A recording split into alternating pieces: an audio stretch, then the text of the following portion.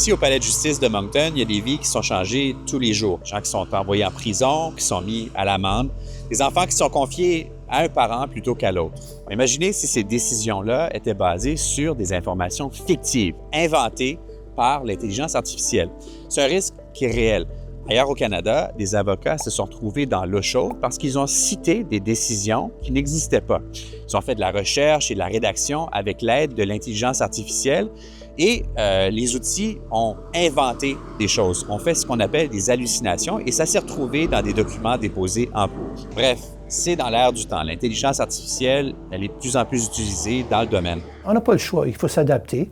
C'est ici, l'intelligence artificielle ne va pas disparaître. Le barreau du Nouveau-Brunswick s'apprête d'ailleurs à publier des lignes directrices pour les avocats de la province. Pas pour interdire l'intelligence artificielle, mais pour l'encadrer.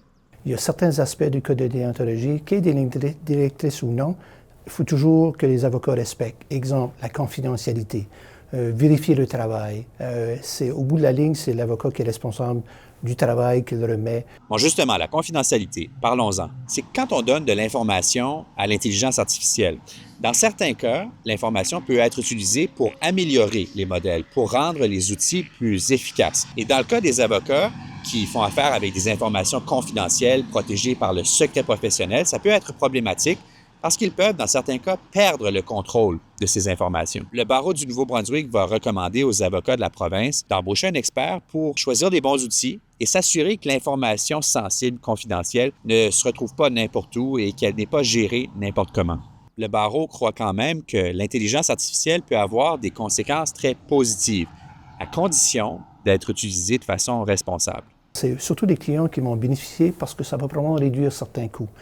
Si je fais une recherche juridique, ça peut prendre 20 heures, 30 heures pour faire une recherche. Au bout de la ligne, c'est le client qui paye pour ça.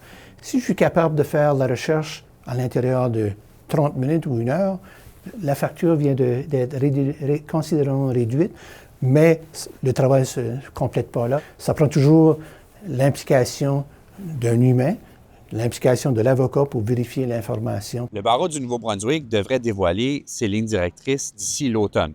Marc Richard s'attend aussi à ce que les tribunaux de la province publient des directives sur l'intelligence artificielle, leurs propres directives, prochainement.